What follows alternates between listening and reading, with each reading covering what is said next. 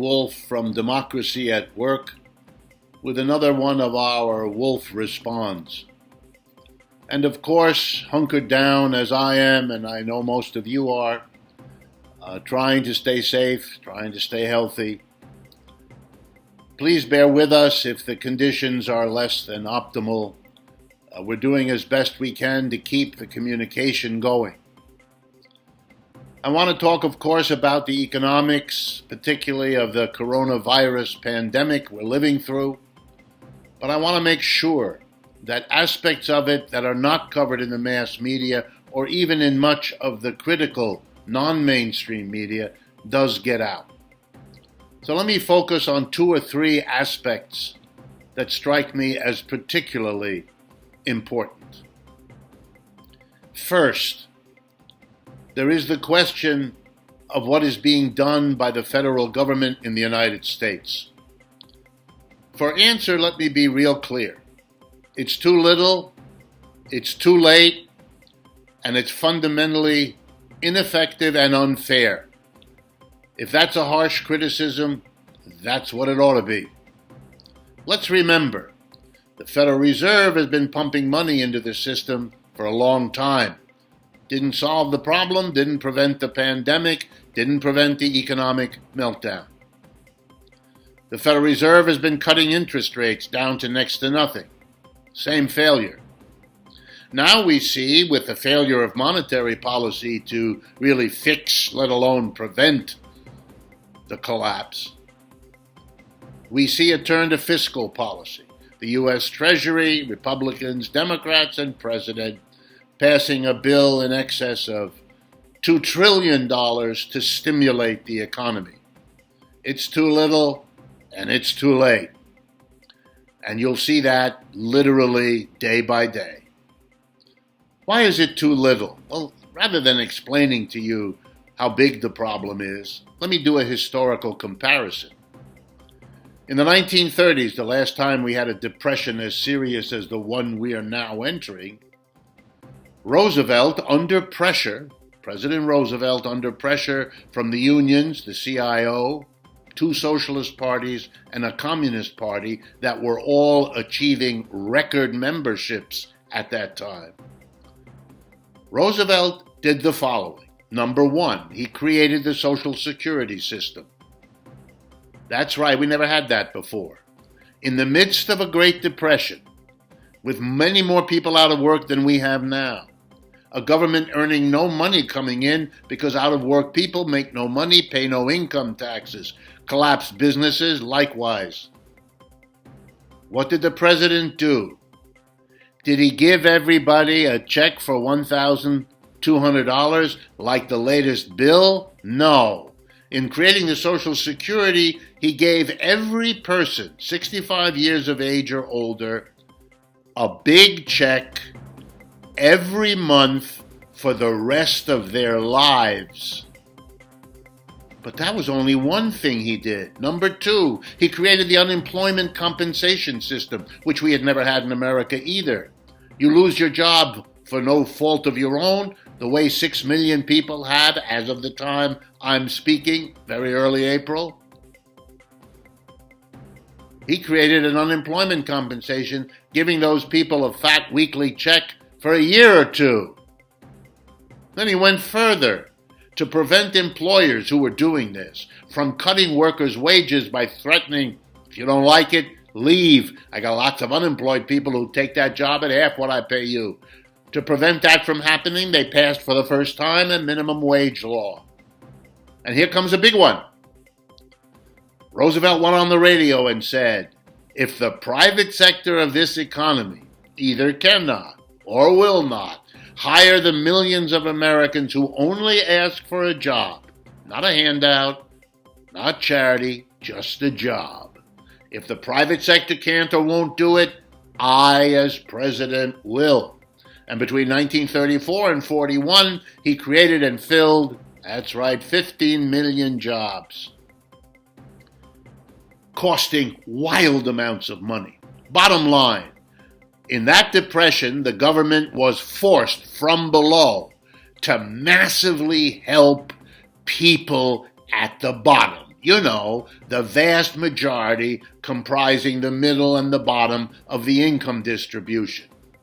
Compare that to the miserly, small-minded, small amounts of money in the stimulus bill. $1,200, one-shot deal, $500 per child. You must be kidding. That's an insult to our intelligence, an insult to our history, and woefully inadequate, like everything else this government and this private capitalist system have done, failing to prepare for this virus, even though we know about viruses, failing to cope with it, and now failing in its economic policy. Throwing money at this crisis isn't going to solve things, because it's not first and foremost a money problem. It's an organizational problem. And here's the other big point. We have to reorganize the economy. We can't do business the way we did. It's too dangerous. There has to be 6 or more feet between people. That has to require a reorganization. We have to be very clean. We have to be very careful to kill this virus wherever we can. So what would it mean? I'm going to give you just quickly 2 examples. First of all, teaching. I'm a professor, so it comes to my mind. We have tens of millions of students. Daycare kids, little babies. Elementary school, secondary school, college, university. They can't meet in classes. We know that. The schools are all shut. Here's what we should have done. Here's what we should have planned for. Here's what we should be doing now. You switch from a classroom teaching structure to a tutorial structure. It's well known. 1 teacher, 1 student, 6 or 10 feet apart in a safe space, 1 or 2 hours a day. Take millions of the unemployed. Each of them knows something and can teach it, whatever he or she knows, whether it's typing or singing or making something in the wood shop. It doesn't matter. One-on-one, safe environment. We could do that. We should do that. Learning can continue, even if we have a pandemic. What about driving around, doing errands, driving trucks? We should have cars in depots, like in a rental car lot. There should be people who clean it with alcohol between every person who uses the car or the truck for any activity. Before they get into it, it's cleaned down. After they get out of it, it's cleaned down. We need millions of people to manage all of that. But then we could get lots of other things done that require stuff not happening now. But to do all of that, of course, you have to reorganize physically how the economy works. Businesses aren't doing it at all in most cases, or way too individually, and therefore way too partially and way too slowly. You need a massive program, the kind that can only be administered by the government. We don't have any other agency to do it. Whether it's in the school or in the car rental, I could give you more examples. But here's why we don't have that. Because we live in a society that has always given priority to a special interest group minority. They're called employers. They don't want the government to come in and reorganize their business because we might find that we don't ever want to go back. We want it to be done efficiently for the society as a whole, to cope with emergencies like a pandemic. We don't want private enterprise that just failed to prepare us for this one, failing now to cope with it. We want a different system. We want the workers in each workplace to run it so it's safe for them, the majority. And the capitalists, the employers, they know it. They don't want the solution because for them, like Mr. Trump said, it's worse than the disease. For them, but not for us. Last point. Mr. Trump was very wise. You might be surprised to hear me say it. Here was his wisdom the other day. He said, I don't want to shut the economy down. Remember, he was talking about we'll all be packed in church on Easter. We will all be going back to work and shop. and Americans were shocked. And when they were shocked, Mr. Trump, here comes his wisdom, said to us, well, we didn't shut down the automobile factories just because we have tens of thousands of people killed in auto accidents every year. And that's wisdom. He's absolutely right.